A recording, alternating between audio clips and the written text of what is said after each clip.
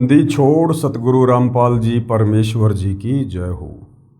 परम पिता परमात्मा सारी सृष्टि के रचनहार कुल मालिक असंख्य ब्रह्मांडों के स्वामी जगत गुरु तीनों लोकों में प्रवेश करके सबका धारण पोषण करने वाले राजाधीराज आत्माधार नाथों के नाथ देवों के देव महादेव सर्वेश्वर महेश्वर मृत्युंजय अजरो अमर आदि अनादि सनातनी प्रभु जगत पिता जगदीश्वर श्री श्री 1008 की उपाधि के वास्तविक अधिकारी अकाल मूर्त शब्द स्वरूपी राम वासुदेव सर्वगत अम्बरम परम पूज्य प्रथम पूज्य परम संत परम पुरुष परम धनी परम दयालु सत्य कबीर हक्का कबीर अल्लाहु कबीर अल्लाहु अकबर बाखबर अल्लाह ताला जगत के तारणहार जगत के मुक्तिदाता जगत के जगन्नाथ हारे के सहारे हिंदुओं के राम मुसलमानों के अल्लाह सिखों के वाहिगुरु ईसाइयों के मसीह दया के सागर दया निधि करुणा के सागर करुणा निधि स्वयंभू परिभू संकट मोचन कष्ट हरण मंगल करण दुख भंजन अविगत कबीर निर्विकार निर्विषम परमात्मा अलय अलेख सतगुरु आदि अनादि सतगुरु असली मर्यादा पुरुषोत्तम असली राम असली कृष्ण असली घनश्याम असली मुरारी राजाओं के राजा महाराजाओं के महाराजा शहंशाहों के शहंशाह सम्राटों के सम्राट भगवानों के भगवान अल्लाहों के अल्लाह प्रभुओं के प्रभु मसीहाओं के मसीह सच्चे वाहिगुरु बाबाओं के बाबा पीरों के पीर सेठों के सेठ जगत सेठ सावड़सा सेठ सर्वगुण संपन्न अनंत कोटि कलाओं के स्वामी अनंत कोटि ब्रह्मांडों के नायक योगियों में महायोगी ध्यानियों में महाध्यानी सिद्धों में परम सिद्ध ज्ञानियों में तत्व ज्ञानी ब्रह्म ज्ञानी महाज्ञानी परम ज्ञानी सर्वश्रेष्ठ ज्ञानी विज्ञानी युवा कबीर समर्थ कबीर असंवाद अमित ओजा सच्चे रहनुमा करीम अल्लाह सुबहान अल्लाह दुनिया के अंतिम पैगंबर 8 सितंबर 1951 से गांव धनाना जिला सोनीपत हरियाणा भारतवर्ष की पावन भूमि पे प्रकट रियल कल की भगवान श्री नारायण साकार हरि श्री बाबा साहेब नूर अनंत परमात्मा सच्चे दरवेश सच्चे बाखबर संत श्रोमणी सतगुरु रामपाल जी परमेश्वर जी के चरण कमल में आप और हम सभी भाई बहनों का अनंत कोटि दंडवत प्रणाम। सत्साई भाई और बहनों, बहुत बड़ी दया बहुत बड़ी मेहर पूज्य गुरुदेव भगवान की परमेश्वर रामपाल जी की, जिनके शुभ आशीर्वाद से विशेष आशीर्वाद से उन्हीं के सत्संगों के संग्रह के ऊपर बनी हुई पवित्र आध्यात्मिक पुस्तक कबीर बड़ा या कृष्ण के ऊपर वीडियो बनाने की श्रृंखला जारी है। इसी श्रृंखला में आज हमारा ये 19वें नंबर का वीडियो है। भाई और बहनों, हिंदू समाज से जुड़े उन तमाम भगत भाई बहनों के लिए जो मोक्ष चाहते हैं, परमात्मा की प्राप्ति करना चाहते हैं, परमेश्वर की सत भक्ति से सर्व आध्यात्मिक लाभ प्राप्त करना चाहते हैं, उन आत्माओं के लिए ये पवित्र पुस्तक कबीर बड़ा या कृष्ण ये किसी वरदान से कम नहीं है। सर्व हिंदू धर्मशास्त्रों के ज्ञान से प्रमाणित ये पवित्र पुस्तक असल में आपको भक्ति और भगवान की परिभाषा से परिचित करवाएगी। जिस परमेश्वर की प्राप्ति के लिए आत्मा युगों युगों से भटक रही है, तड़प रही है, मंदिर मस्जिद चर्च गुरुद्वारों पर्वतों तीर्थों धामों पर भटक रही है, अब इस आत्मा का भटकना पूरी तरह से हमेशा हमेशा के लिए बंद हो जाएगा यदि आपने इस पवित्र पुस्तक को निष्पक्ष भाव से धैर्य के साथ में पूरा पढ़ लिया तो। क्योंकि भाई और बहनों, ये पुस्तक ही वो संजीवनी बूटी है जो हमें इस काल के जाल से, जन्म मरण के रोग से, लक 84 योनियों के कष्ट से, नरक की पीड़ा से बाहर निकाल सकती है। दूसरा कोई विकल्प इस धरती पर नहीं है। हमारे जितने भी नादान धर्मगुरु आचार्य शंकराचार्य हैं या पूर्व में थे, उन्हें शास्त्र अनुकूल साधना के विषय में नहीं पता था, क्योंकि उनको तत्व ज्ञान नहीं था और ना उन्हें कोई तत्वदर्शी संत सतगुरु रूप में प्राप्त था, जिस कारण से वो खुद भी इन धर्मशास्त्रों का निष्कर्ष नहीं निकाल पाए और समाज को भी शास्त्र अनुकूल साधना नहीं दे पाए। अब भाई और बहनों, दया हुई है, मेहर हुई है सारी सृष्टि के मालिक की, उस कबीर देव की, जो स्वयं धरती पर 8 सितंबर 1951 को प्रकट होकर और सन 1994 से अपने इस आध्यात्मिक ज्ञान को जन जन तक पहुंचा रहे हैं, सृष्टि रचना के विषय में बता रहे हैं, इन सर्व देवी देवताओं की वास्तविक स्थिति के विषय में बता रहे हैं कि ये कहाँ तक के भगवान हैं और इनकी भक्ति से आपको कोई लाभ होगा या नहीं होगा, और भक्ति करते करते यदि किसी को थोड़ा बहुत लाभ हो रहा है तो उसका कारण क्या है। तो भाई और बहनों, आज हम इस वीडियो की श्रृंखला में आगे बढ़े उससे पहले आपको पता होना चाहिए कि हमारा जो टॉपिक चल रहा है वो है जनता की अदालत में सवाल जवाब, क्योंकि मामला जनता की अदालत में चल रहा है। जनता की अदालत में जनता खुद ही जज है, क्योंकि जनता पढ़ी लिखी है, शिक्षित है, अपनी आंखों से धर्मशास्त्रों में लिखी बातों को देखकर निर्णय कर सकती है। मुकदमा क्या है, कबीर बड़ा या कृष्ण। श्री कृष्ण उर्फ विष्णु के वकील सर्व हिंदू धर्मगुरु इस बात को लेकर दावा करते हैं कि हमारे हिंदू धर्म ग्रंथों में, वेद, गीता और पुराणों में श्री कृष्ण उर्फ विष्णु को पूर्ण परमात्मा कहा गया है। श्री कृष्ण उर्फ विष्णु ये अविनाशी परमात्मा है, इनका जन्म मरण नहीं होता है, इनके कोई माता पिता नहीं है और इन्हीं की भक्ति से पूर्ण मोक्ष होगा। जबकि जनता की अदालत में कबीर जी के वकील सतगुरु रामपाल जी ने उन्हीं धर्म शास्त्रों को दिखा दिखाकर जनता के सामने ये क्लियर कर दिया है कि आपके श्री कृष्ण उर्फ विष्णु ये नाशवान भगवान हैं। इनकी जन्म और मृत्यु होती है, इनकी मां दुर्गा है और इनके पिता का नाम काल ब्रह्म है। शिक्षित जनता अपनी आंखों से सर्व इन प्रमाणों को धर्म शास्त्रों से देखकर अब जागरूक हो रही है और ये सोचने पर विवश हो रही है कि ये हमारे नादान तत्व ज्ञानहीन धर्मगुरु हमें सदियों से भक्ति और भगवान से दूर बैठाए हुए थे, क्योंकि इनको तत्व ज्ञान नहीं था। गीता अध्याय 4 श्लोक 34 के अनुसार इनको कोई तत्वदर्शी संत प्राप्त नहीं था, क्योंकि तत्वदर्शी संत के बिना इन धर्म शास्त्रों का निष्कर्ष कोई निकाल नहीं सकता है। गुरु बिन काहू न पाया ज्ञाना, जो थोथा बुस छिड़े मूड किसाना। और गुरु बिन वेद पढ़े जो प्राणी, वो समझे न सार रहे अज्ञानी। गुरु यानी पूर्ण गुरु, तत्वदर्शी संत। तो जनता अध्यात्म में रुचि ले रही है और कबीर जी के वकील सतगुरु रामपाल जी से तरह तरह के सवाल पूछ रही है जो उनके मन में वर्षों से चल रहे थे, और प्रत्येक सवाल का सतगुरु रामपाल जी प्रमाणित जवाब दे रहे हैं उन्हीं धर्मशास्त्रों को दिखा दिखाकर। तो वर्तमान में जो टॉपिक चल रहा है वो तीर्थ और धाम को लेकर है। जनता कह रही है जी ये हमारे नादान धर्म गुरु ये हमसे कहते हैं कि आप तीर्थों पे जाओ, धामों पे जाओ, पैदल यात्रा करो, कावड़ लेके आओ, आपके घर में बरकत होगी, आपके व्यापार में बरकत होगी, आपके ऊपर कोई आपत्ति नहीं आएगी, आपके रुके हुए काम बनेंगे। तो जनता पूछ रही है क्या इन तीर्थ और धामों के विषय में भी हमारे धर्मशास्त्रों में कहीं कुछ लिखा हुआ है? क्या इन तीर्थ और धामों पर जाने से हमें कोई पुण्य मिलेगा, कोई लाभ मिलेगा, या फालतू में गोड्डा तुड़वाई हो रही है? तो कबीर जी के वकील सतगुरु रामपाल जी आज इस विषय में जनता की अदालत में जनता को क्या कुछ बता रहे हैं वो हम जानेंगे। तीर्थ तथा धाम क्या है? सबसे पहले तो ये जानना जरूरी है कि ये तीर्थ और धाम क्या है, ये क्यों बने हैं, इनके बनने के पीछे का इतिहास क्या है। हमारे शास्त्रों में, गीता में, वेदों में तो कहीं भी कोई तीर्थ या धाम या मंदिर, मस्जिद, चर्च, गुरुद्वारे आदि बनाने का या वहां जाकर उनको पूजने का प्रावधान नहीं है। तो ये धाम, ये तीर्थ किसने बनवा दिए, क्यों बने, इनके पीछे का इतिहास क्या है, वो बताएंगे। प्रश्न: तीर्थों धामों पर श्रद्धा से दर्शनार्थ तथा पूजा करने से हिंदू गुरुजन बहुत पुण्य बताते हैं।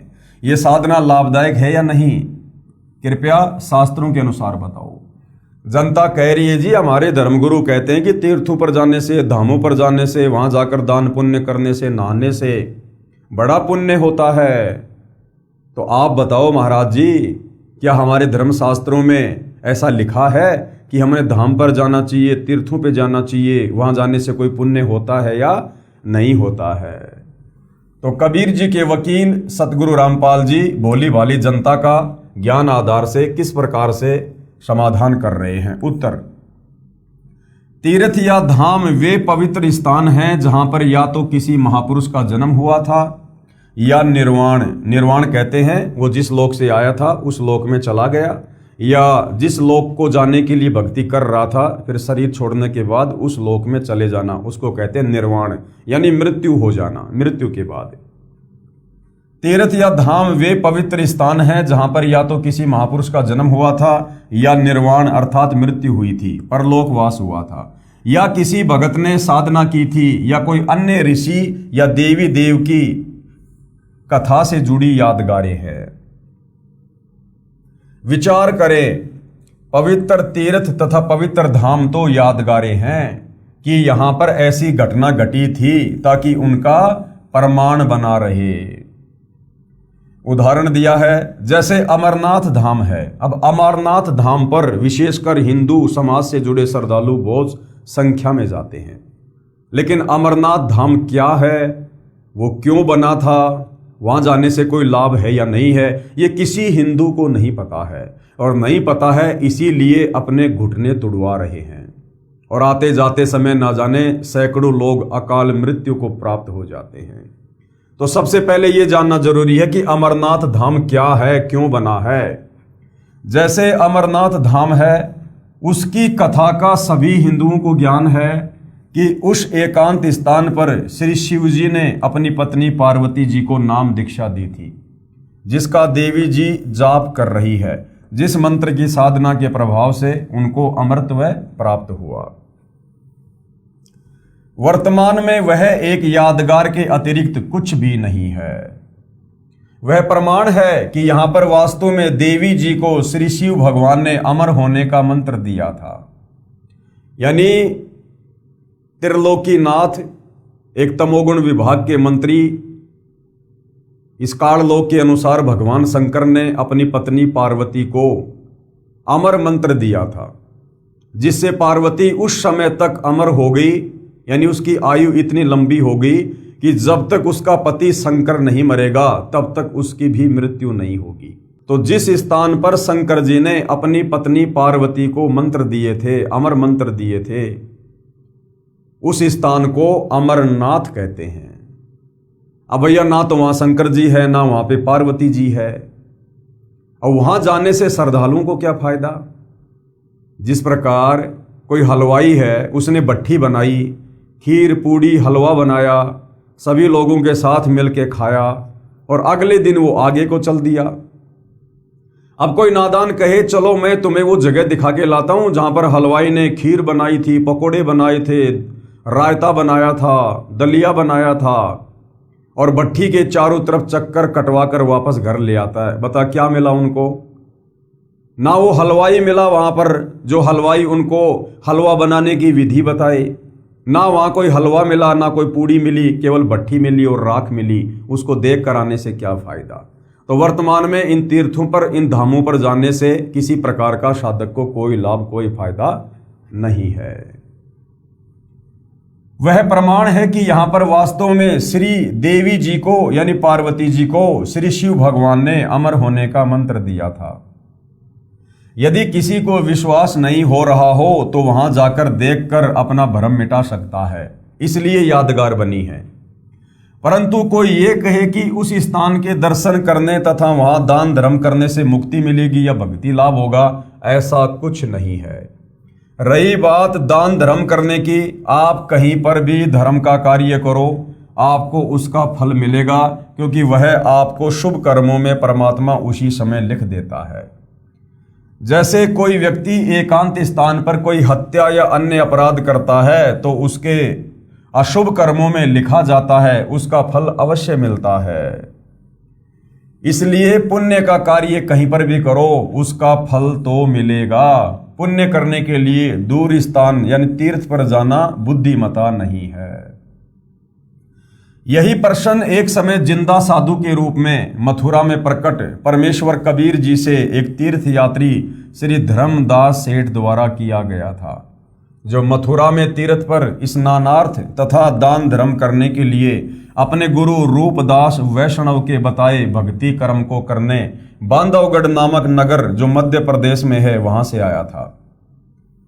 परमात्मा ने उसे समझाया था कि यहां मथुरा वृंदावन में वर्तमान में श्री कृष्ण जी नहीं हैं, और विचार कर कि जब श्री कृष्ण जी ही इस स्थान को त्याग कर हजारों किलोमीटर दूर द्वारिका में सपरिवार तथा सर्व यादवों को लेकर चले गए थे, तो इस स्थान का महत्व ही क्या रह गया।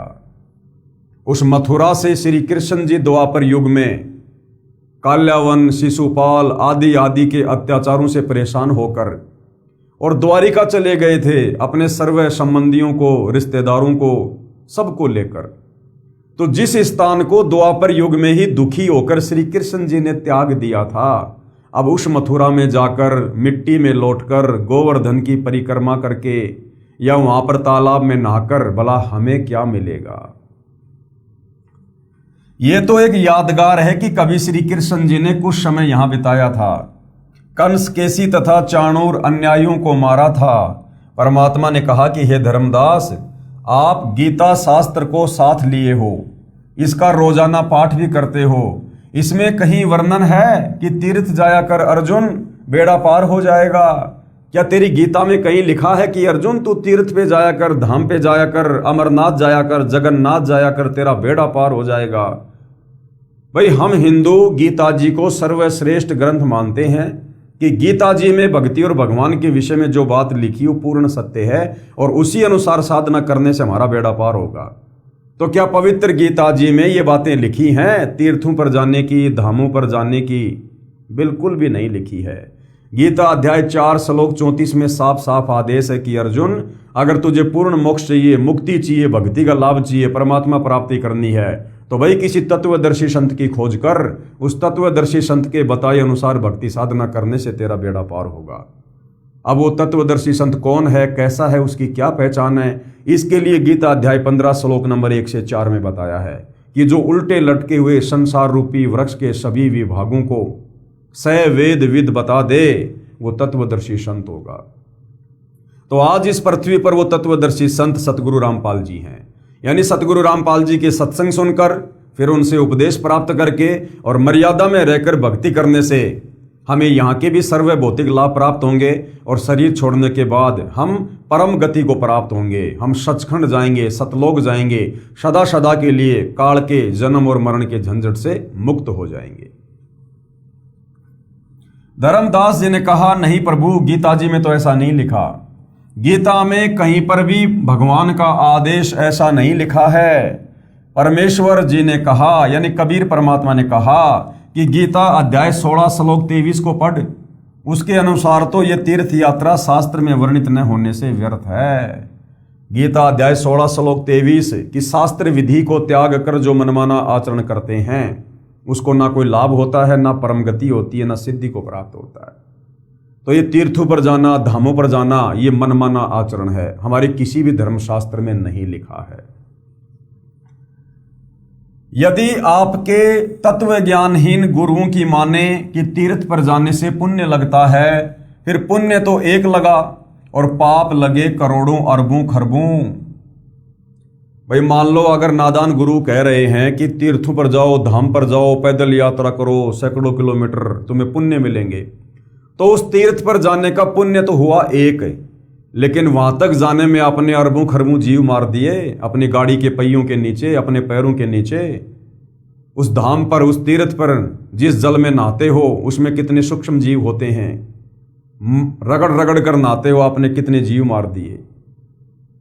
तो पाप भी साथ लगेंगे। अगर पुण्य मिलेगा तो पाप भी साथ मिलेगा, और पुण्य मिलेगा एक और पाप लगेंगे करोड़ों अरबों, तो क्या फायदा वहां जाने का।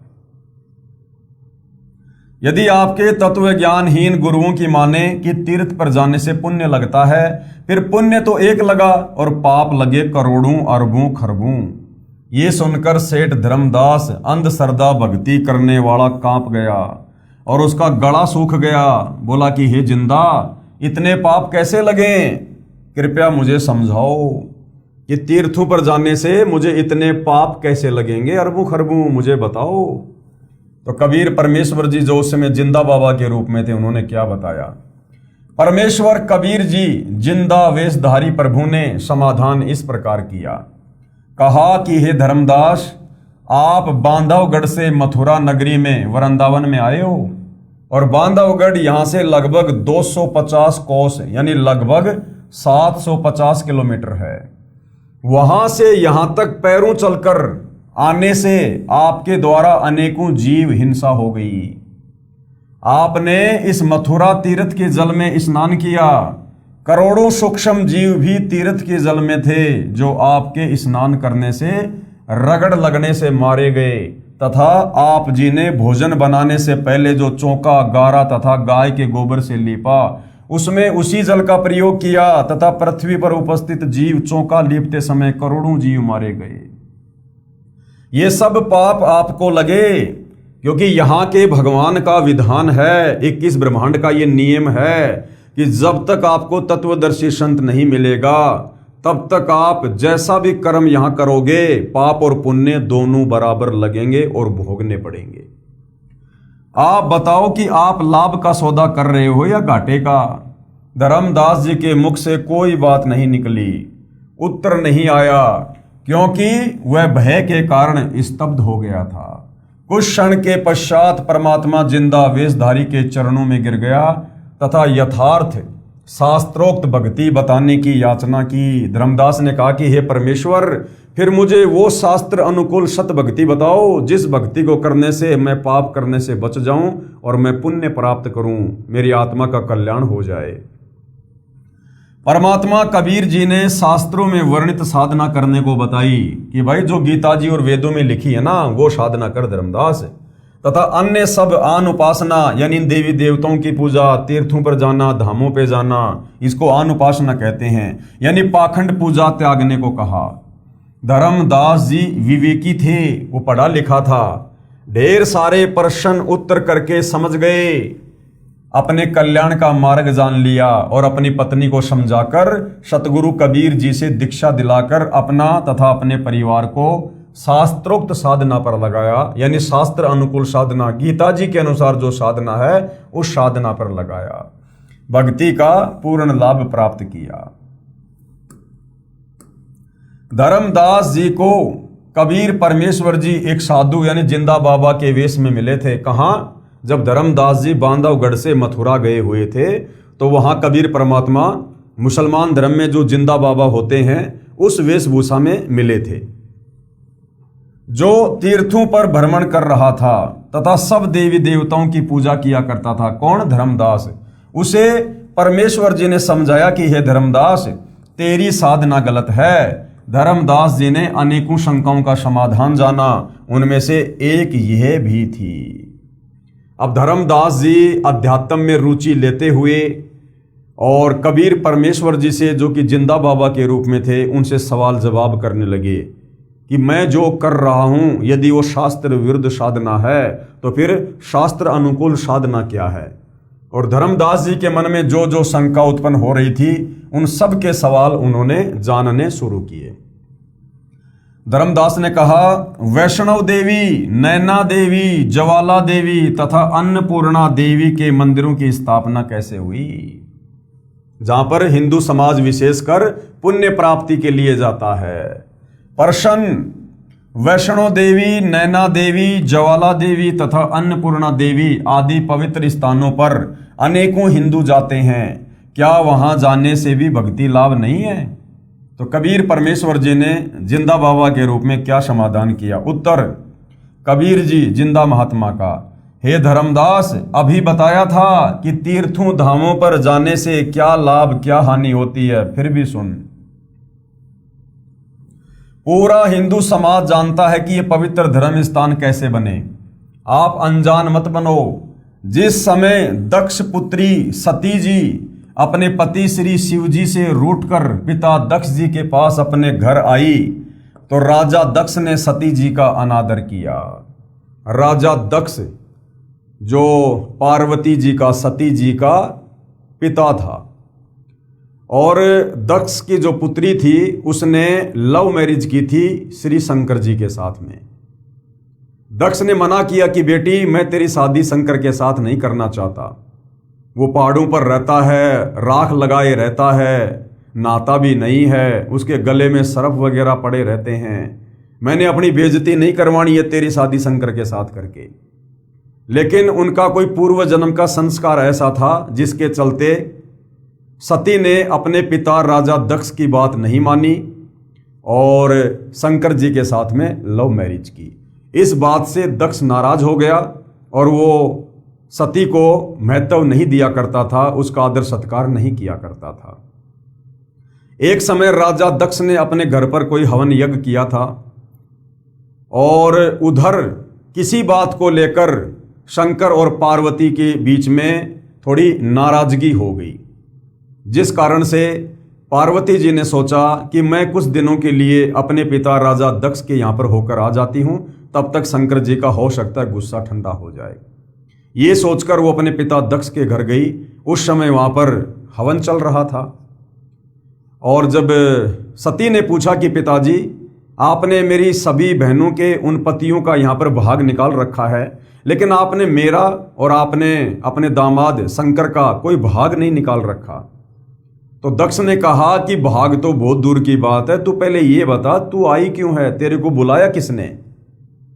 इस बात से सती नाराज हो गई और उसने हवन कुंड में छलांग लगा दी, जो हवन शास्त्र विधि को त्याग कर मनमाने आचरण के तहत किया जा रहा था।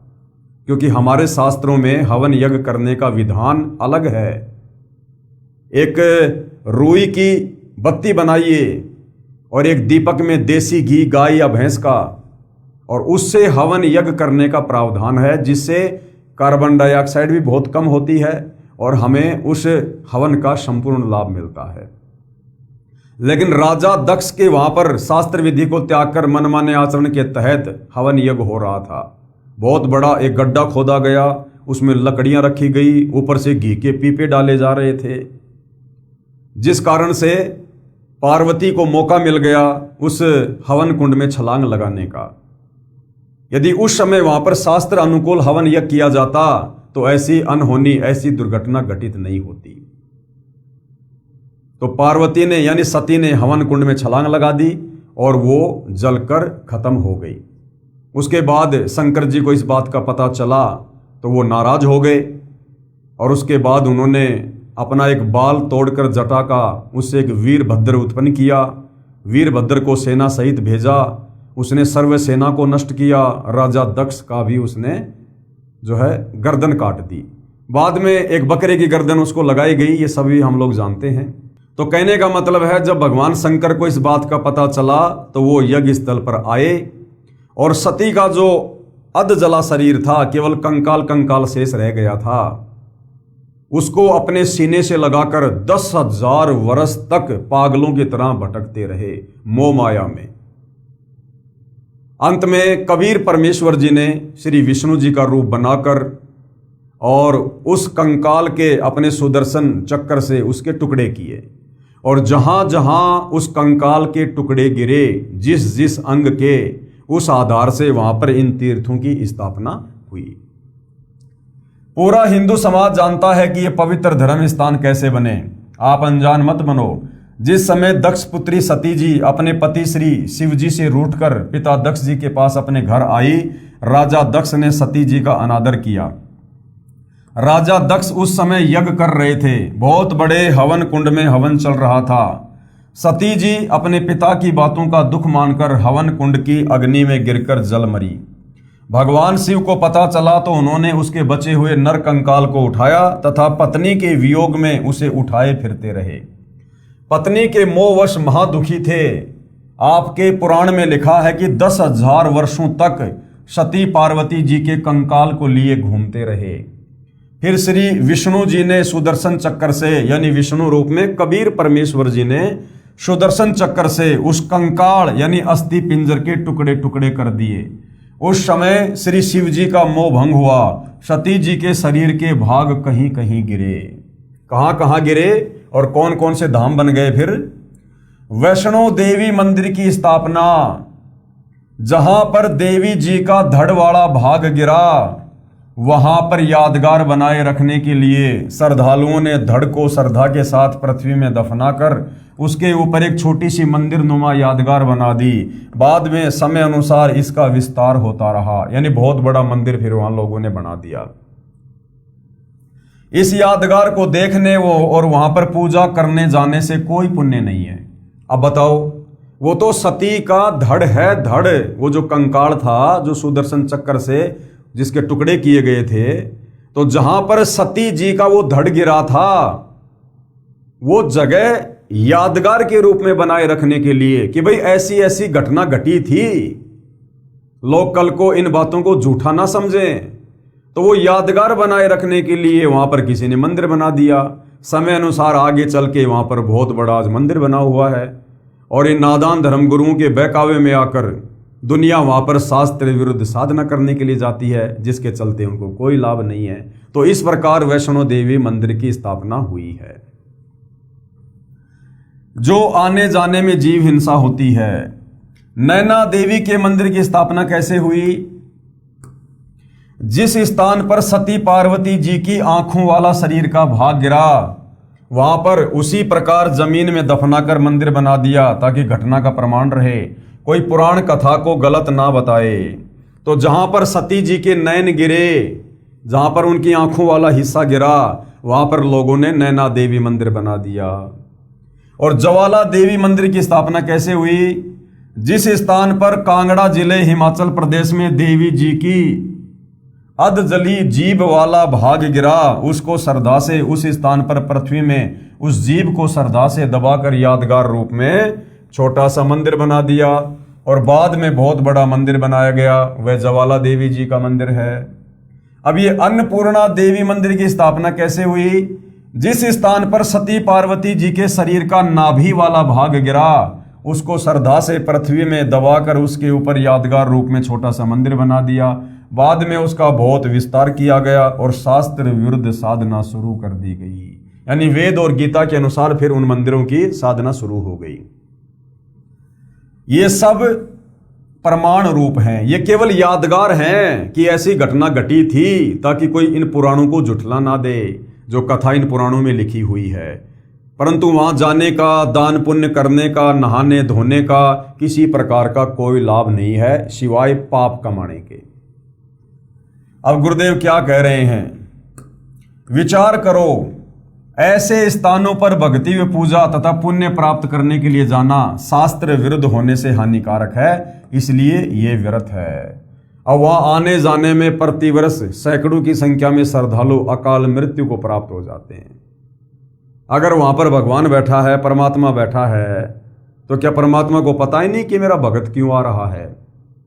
फिर क्यों वहां पर लैंडस्लाइड हो जाता है, हजारों लोग मर जाते हैं नीचे दबकर, भयंकर बारिश में लोग बह जाते हैं, रोड एक्सीडेंट में सैकड़ों श्रद्धालु ट्रकों के नीचे कुचल कुचल के मरते हैं, क्योंकि ये शास्त्र विरुद्ध साधना है, पाखंड पूजा है, और इस पूजा के चलते ये देवी देवता भी प्रसन्न नहीं होते हैं।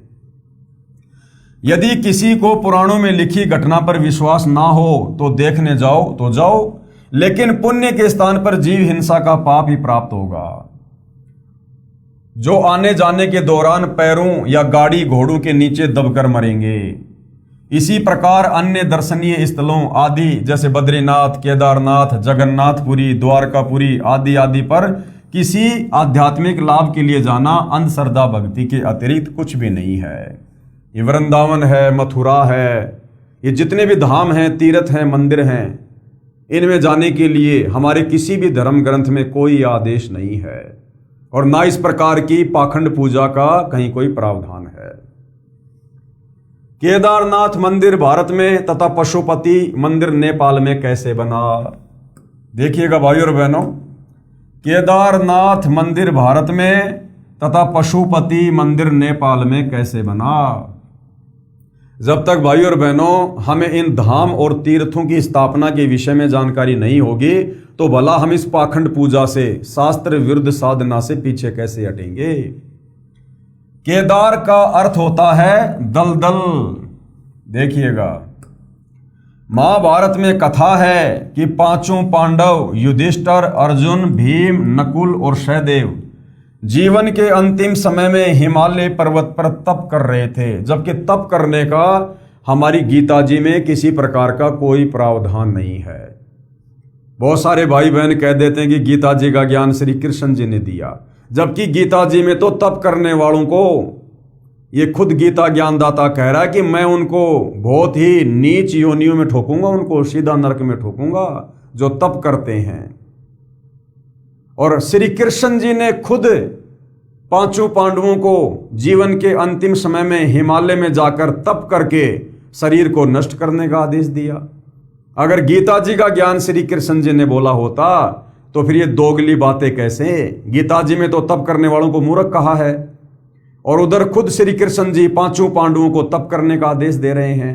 तो गीता जी का ज्ञान श्री कृष्ण जी ने नहीं, बल्कि श्री कृष्ण जी के शरीर में प्रेत की भांति प्रवेश करके इस काल ब्रह्म ने बोला था। महाभारत में कथा है कि पांचों पांडव युधिष्ठिर, अर्जुन, भीम, नकुल व सहदेव जीवन के अंतिम समय में हिमालय पर्वत पर तप कर रहे थे। एक दिन सदाशिव कौन है? ये काल, ब्रह्मा विष्णु महेश का पिता, दुर्गा का पति, ज्योति निरंजन, ये काल ब्रह्म। एक दिन सदाशिव यानी काल ब्रह्म ने दुधारू भैंस का रूप बनाया और उस क्षेत्र में घूमने लगा। इस काल ने एक दूध देने वाली भैंस का रूप बनाया और जहां पर ये पांचों पांडव तप कर रहे थे वहां पर घूमने लगा। भीम दूध प्राप्ति के मकसद से उसे पकड़ने के लिए दौड़ा तो भैंस पृथ्वी में समाने लगी। भीम ने भैंस का जो पिछला भाग है उसको मजबूती से पकड़ लिया। जो पृथ्वी से बाहर शेष था वह पत्थर का हो गया और बाहर ही रह गया, वह केदारनाथ बना। अब बताओ, उस भैंस का जो पीछे का हिस्सा है टट्टी पेशाब करने का, गोबर पेशाब करने का, उस भाग की आगे चल के पूजा होने लग गई, उसको केदारनाथ नाम दे दिया। यानी केदारनाथ पर जाने वाले भगत क्या करते हैं? भैंस का जो पिछला भाग होता है गोबर करने वाला, उसको पूज के आते हैं। ये भाई और बहनों, इस काल बलि का षड्यंत्र है। आपने सृष्टि रचना में अच्छे से पढ़ लिया, आपने अच्छे से सुन लिया। इस काल को प्रतिदिन 1 लाख मानव शरीरधारी जीवों का भोजन करने का श्राप लगा हुआ है, और ये अपने भोजन की व्यवस्था इसी प्रकार से आप और हमारे को पाखंड पूजा में लगाकर करता है। क्योंकि जो व्यक्ति पाखंड पूजा करेगा, आन उपासना करेगा, शास्त्रों के विरुद्ध साधना करेगा, तो उसकी गति नहीं होगी, उसका मोक्ष नहीं होगा। और मोक्ष नहीं होगा तो क्या होगा? वो यहीं पर जन्म और मरण के चक्कर में रहेगा, और जन्म और मरण के चक्कर में रहेगा तो काल को बार बार वो खुराक उसके सूक्ष्म शरीर से मिलती रहेगी। तो ये काल, ये ब्रह्मा विष्णु महेश का पिता, ये गीता ज्ञानदाता, ये कभी नहीं चाहता कि कोई भी प्राणी सत साधना करके, तत्वदर्शी संत की खोज करके और शास्त्र अनुकूल भक्ति करके मेरे जाल से बाहर निकल जाए। तो इसने तो इसी प्रकार से शास्त्रों के विरुद्ध ये पाखंड पूजा शुरू करवाकर हम आत्माओं को भटकाना होता है। तो इस प्रकार से वो केदारनाथ बन गया। भैंस के शरीर के अन्य भाग जैसे अगले पैर और पिछले पैर आदि आदि जहां जहां निकले वहां वहां पर अन्य जो है वो केदार बने। ऐसे ऐसे 7 केदार हिमालय में बने हैं। उस भैंस का सिर वाला भाग काठमांडू में निकला, नेपाल में जाके निकला भैंस का अगला सिर जो जमीन के अंदर चला गया था, जिसको पशुपति कहा गया। यानी नेपाल के काठमांडू में जो प्रसिद्ध मंदिर है पशुपतिनाथ मंदिर, जहाँ पर हर साल सैकड़ों हजारों की संख्या में हैं और इनके भैंस के जो बछड़े होते हैं इनकी वहाँ पर जो है वो बलि दी जाती है। जघन्य अपराध किया जाता है, जीव हिंसा होती है, जी भर के पाप कमाए जाते हैं। ये सारा का सारा काल का जाल, काल का षड्यंत्र। उसके ऊपर मंदिर बना दिया गया।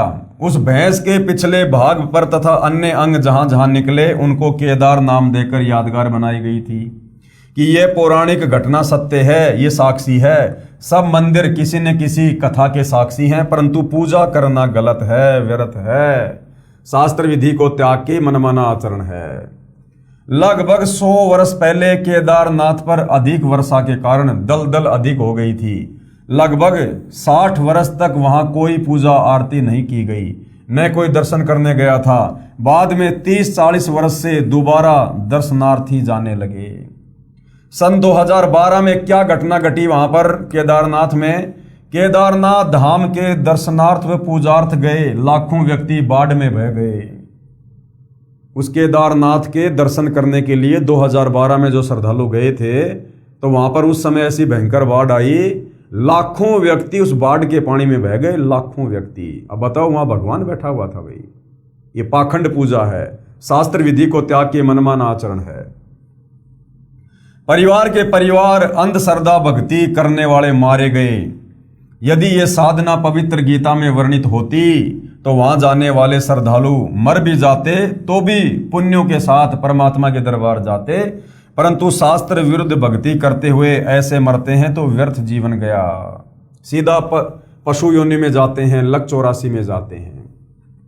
तीर्थ तथा धाम की अन्य जानकारियां। किसी साधक यानी भगत ऋषि ने किसी स्थान या जलाशय पर बैठकर साधना की या अपनी आध्यात्मिक शक्ति का प्रदर्शन किया, वह अपनी भक्ति कमाई करके साथ ले गया तथा अपने इष्ट लोक को प्राप्त हुआ। उस साधना स्थल का बाद में तीर्थ या धाम नाम पड़ा। और हमारे हिंदुस्तान में बहुत सारे जो तीर्थ और धाम है वो कैसे बने भाई? पुराने समय में ये साधु संत महात्मा ऋषि अपनी भक्ति किया करते थे, कहीं जंगल में या कहीं भी, तो आसपास में कोई तालाब या कोई नदी वगैरह होती थी जहां पर पानी की व्यवस्था होती थी, तो वहां बैठकर वो अपनी भक्ति साधना किया करते थे।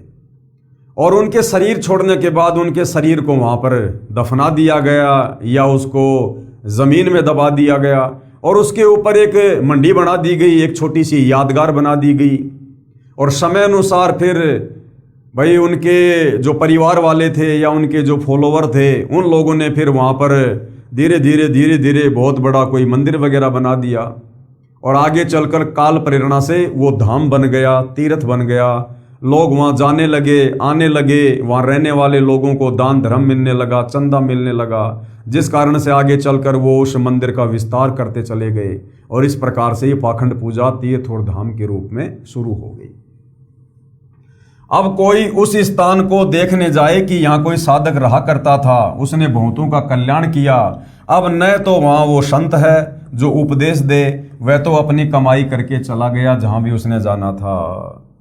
विचार करें कृपया, तीर्थ व धाम को हमोम दस्ता जानो। अब हमोम दस्ता क्या होता है?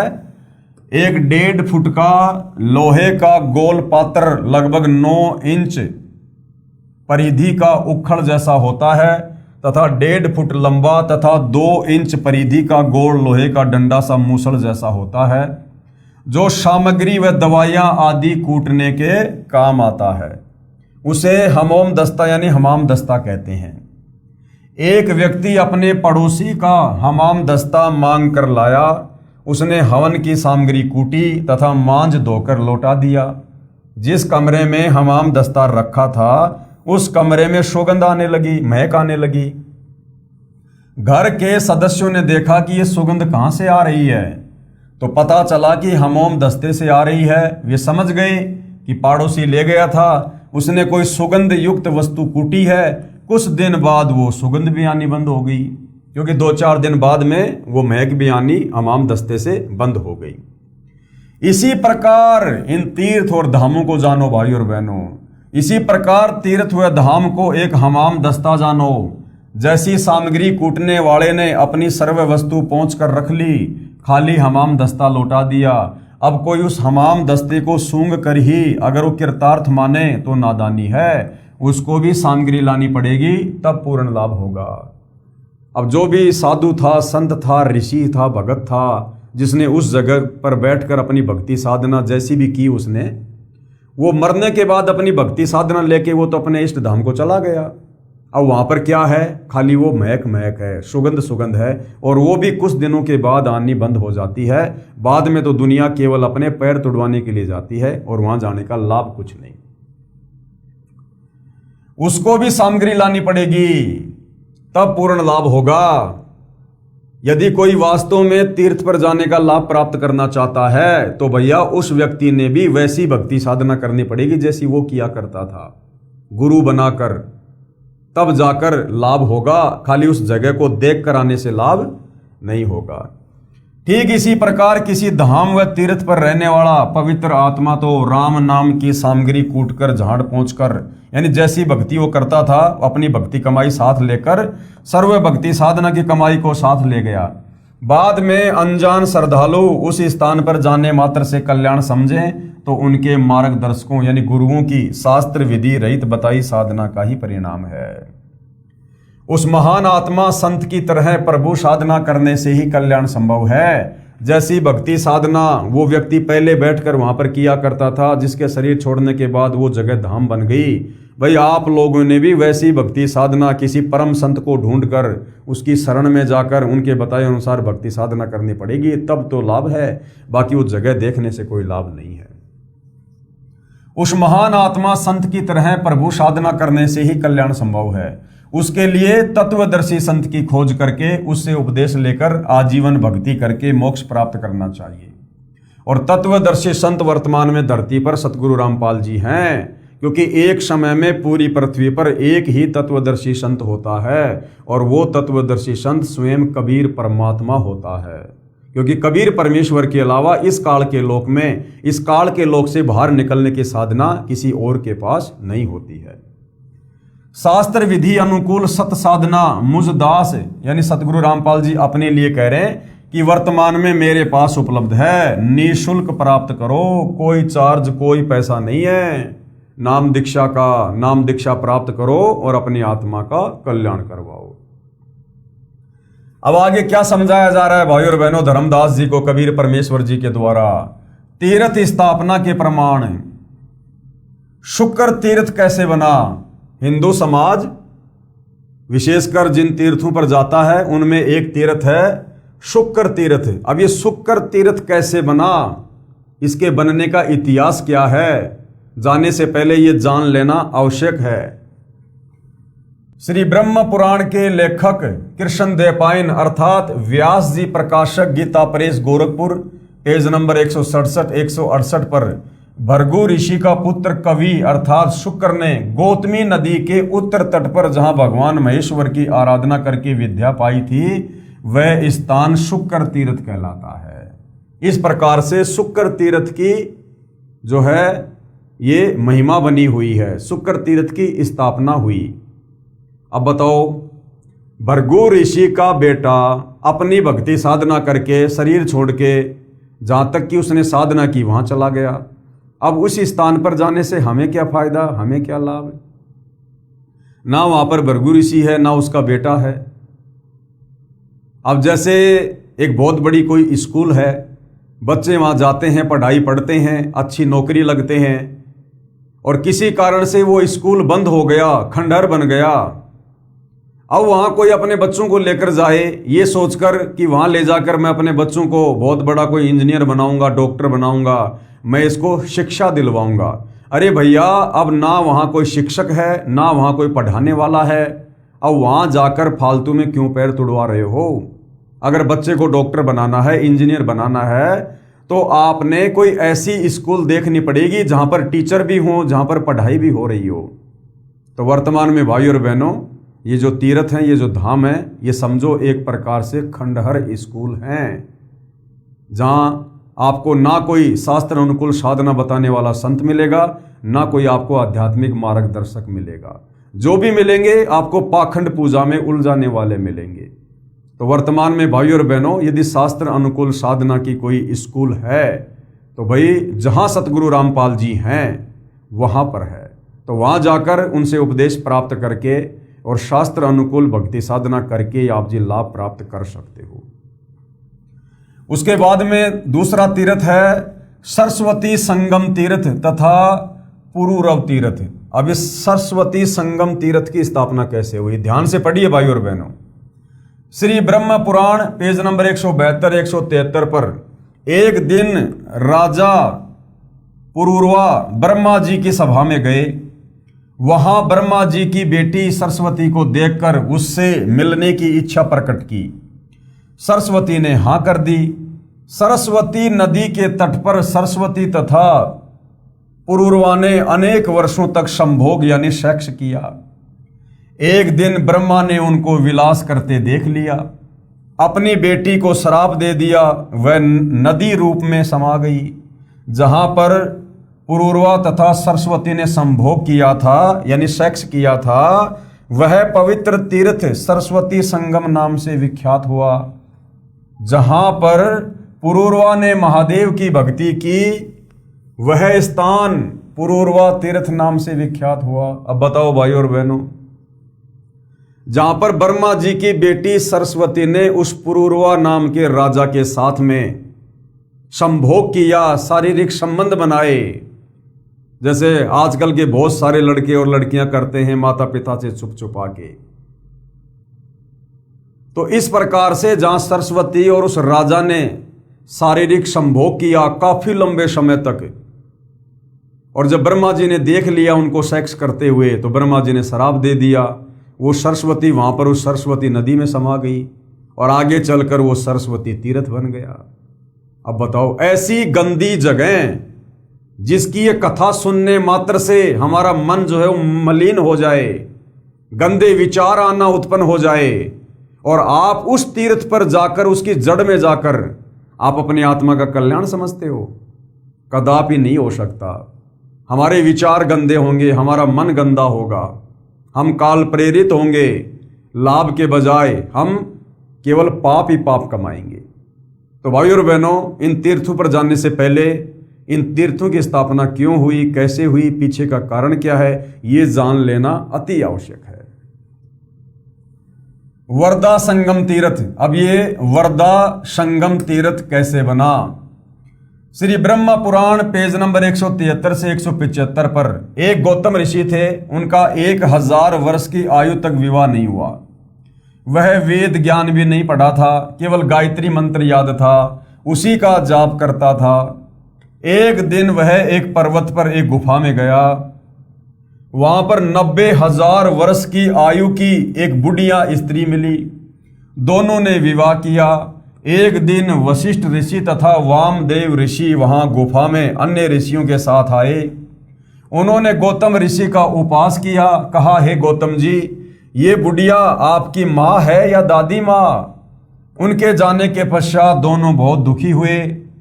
अगस्त ऋषि की राय से गोदावरी नदी के गौतमी तट पर गए और कठोर तपस्या करने लगे।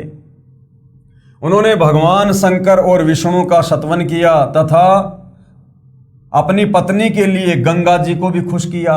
यानी वो जो बुढ़िया थी उसको जवान करने के लिए वो भक्ति करने लगा, अपनी आत्मा के कल्याण के लिए नहीं, मोक्ष के लिए नहीं।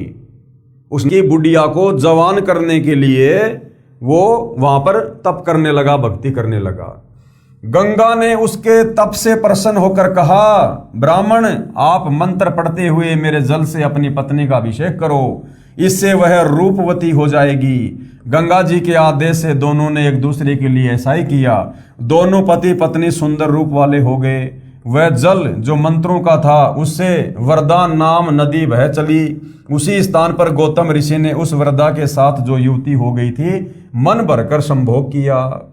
अब बताओ, वो 90 साल की बुढ़िया जो जवान हो गई थी, उसके बाद फिर काफी लंबे समय तक उसके साथ जी भरकर संभोग किया और आगे चल के वो वर्दा तीर्थ बन गया। अब बताओ भाई और बहनों, इन कथाओं को सुनने मात्र से दिल में हलचल शुरू हो जाती है, कामदेव दौड़ने लग जाते हैं। और सोचिए, जो व्यक्ति वहां जाकर नहाकर आएगा, दर्शन करके आएगा, उसको क्या लाभ मिलेगा? तो भाई और बहनों, विशेषकर जो हिंदू समाज के श्रद्धालु हैं, ये तत्व ज्ञान ना होने के कारण बेचारे भटक रहे हैं।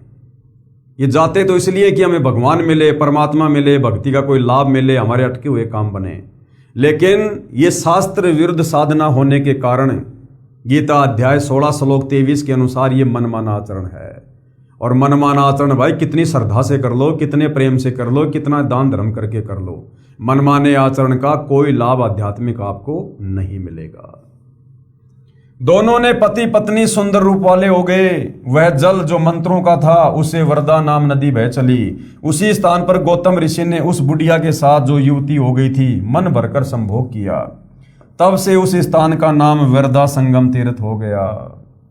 वहीं पर गौतम ऋषि ने साधनार्थ एक शिवलिंग स्थापित किया, वह भी वरदा के नाम पर वरदेश्वर कहलाया। उस वरदा संगम तीर्थ की कथा सब पापों का नाश करने वाली है। अब बताओ, ये पापों का नाश करेगी वो कथा? पुराणों में लिखा है कि वो जो कथा है ना, वो पापों का नाश कर देगी। अब बताओ, ये कथा कोई सुनेगा तो इससे पापों का नाश होगा या पाप कर्म और बढ़ेंगे हमारे? अरे ये तो कामसूत्र की कथा है, ये सेक्स की कथा, ये विषय वासनाओं की कथा अगर आप किसी को सुनाओगे तो क्या होगा? उसके मन में भी इसी प्रकार से विषय वासनाओं का कीड़ा दौड़ेगा। तो बताओ, इससे हमारे को कोई पुण्य मिलेगा? तो भाइयों और बहनों, इन वेदों का जो ज्ञान पवित्र गीता और वेदों से नहीं मिलता है वो हमारे किसी काम का नहीं है। हमने उसको रिजेक्ट कर देना है। और ये तीर्थ और धाम ये केवल यादगारें हैं। यहाँ जाने से, नहाने से, वहाँ जाकर कथा सुनने से, दान धर्म करने से हमें लाभ के बजाय पाप ही मिलेंगे। वहाँ किया हुआ स्नान दान सब मनोरथों को सिद्ध करने वाला है। आगे नंबर 4, अश्व तीर्थ अर्थात भानु तीर्थ तथा पंचवटी आश्रम की स्थापना। श्री ब्रह्मा पुराण पेज नंबर 162 से 163 तथा श्री मार्कंडे पुराण पेज नंबर 173 से 175 पर लिखा है। क्या लिखा है? महर्षि कश्यप के बड़े पुत्र आदित्य यानी सूर्य हैं, उनकी पत्नी का नाम उषा है। मार्कंडे पुराण में सूर्य की पत्नी का नाम संज्ञा लिखा है, जो महर्षि विश्वकर्मा की बेटी है। सूर्य पत्नी यानी उषा अपने पति सूर्य के तेज को सहन न कर सकने के कारण दुखी रहती थी। एक दिन अपनी सिद्धि शक्ति से अन्य स्त्री अपनी ही स्वरूप की उत्पन्न की। उसे कहा, आप मेरे पति की पत्नी बनकर रहो, तेरी तथा मेरी शकल समान है। आप ये भेद मेरी संतान तथा पति को भी मत बताना। ये कहकर संज्ञा अर्थात उषा तप करने के मकसद से उत्तर कुरुक्षेत्र में चली गई। वहां घोड़ी का रूप धारण करके तपस्या करने लगी। भेद खुलने पर यानी सूर्य देव को सारी राम कहानी का पता चल गया। भेद खुलने पर सूर्य भी घोड़े का रूप धारण करके वहां गया जहां पर संज्ञा घोड़ी रूप में तपस्या कर रही थी। अब भाइयों और बहनों, इन कथाओं को सुनने से भी आप और हम पाप के भागी होते हैं। कौन सी कथाओं को? यदि इन पुराणों से इन कथाओं को हम सुनेंगे तो। लेकिन वर्तमान में हम तत्वदर्शी संत की शरण में हैं और ये कथाएं केवल लोगों को जागरूक करने की दृष्टि से समझाई जा रही है, इसलिए हम पाप के भागी नहीं बनेंगे। अन्यथा यदि कोई इन कथाओं को वैसे सुनेगा तत्वदर्शी संत की शरण के अभाव में, तो वो पुण्य के बजाय पाप का भागी बनेगा। घोड़े रूप में सूर्य ने घोड़ी रूपधारी संज्ञा से संभोग करना चाहा। उषा यानी संज्ञा घोड़ी रूप में वहां से भागकर गौतमी नदी के तट पर आई। घोड़ा रूपधारी सूर्य ने भी पीछा किया। अभी हमारे देवी देवता भी देख लो भाइयों और बहनों, विषय वासनाओं के पीछे किस प्रकार से ये पड़े हुए हैं। इस काल ने 21 ब्रह्मांड में सबको ये रोग लगा रखा है, सबको। वहां आकर घोड़ी रूप में अपने पतिव्रत धर्म की रक्षा के लिए घोड़ा रूपधारी अपने पति को न पहचान कर उसकी ओर अपना पिछला भाग ना करके मुख की ओर से ही सामना किया। दोनों की नासिका मिली। सूर्य वासना के वेग को रोक नहीं सके तथा घोड़ी रूपधारी उषा के मुख और ही संभोग करने के मकसद से प्रयत्न किया। अब बताओ, ये हमारे सूर्य देव हैं जिनको ये हमारे धर्मगुरु सुबह सुबह जल का लोटा लेके और जो है जल चढ़ाते हैं। ये सूर्य देव के कारनामे हैं, ये सूर्य देव का चरित्र है। ये विषय वासनाओं के किस प्रकार से वो कीड़े हैं देख लो भाई और बहनों। तत्वदर्शी संत की शरण के अभाव में जीव की क्या दुर्गति होती है। नासिका द्वारा वीर्य प्रवेश से घोड़ी रूपधारी उषा के मुख से 2 पुत्र अश्वनी कुमार नासत्य तथा दशर उत्पन्न हुए तथा शेष वीर्य जमीन पर गिरने से रेवंत नामक पुत्र उत्पन्न हुआ। वह स्थान अश्व तीर्थ, भानु तीर्थ तथा पंचवटी आश्रम नाम से विख्यात हुआ। अब बताओ, इस प्रकार से वो अश्व तीर्थ बना हुआ है जहाँ पर ये भोले श्रद्धालु जाकर और ये परमात्मा प्राप्ति समझते हैं। उसी स्थान पर सूर्य की बेटियों का अरुणा तथा वरुणा नामक नदियों के रूप में समागम हुआ। उसमें भिन्न भिन्न देवताओं और तीर्थों का अलग अलग समागम हुआ। उक्त संगम में 27,000 तीर्थों का समुदाय है। वहां किया हुआ स्नान व दान अक्षय पुण्य देने वाला है। कहाँ लिखा हुआ है? ये पुराणों में लिखा हुआ है कि वहां जाओगे तो तुम्हें दान पुण्य का लाभ मिलेगा। नारद उस तीर्थ के स्मरण से, कीर्तन और श्रवण से भी मनुष्य सब पापों से मुक्त, धर्मवान और सुखी हो जाता है। यानी सेक्स की कथा सुनने से पुराणों में लिखा है कि आदमी पुण्यवान और धनवान हो जाता है। नंबर 5, जन स्थान तीर्थ की स्थापना कैसे हुई? श्री ब्रह्म पुराण गीता प्रेस गोरखपुर से प्रकाशित पेज नंबर 161 से 162 पर ऋषि याज्ञवल्क्य से राजा जनक ने पूछा कि हे द्विज श्रेष्ठ, बड़े बड़े मुनियों ने निर्णय किया है कि भोग और मोक्ष दोनों श्रेष्ठ हैं। आप बताइए भोग से भी मुक्ति प्राप्त कैसे होती है?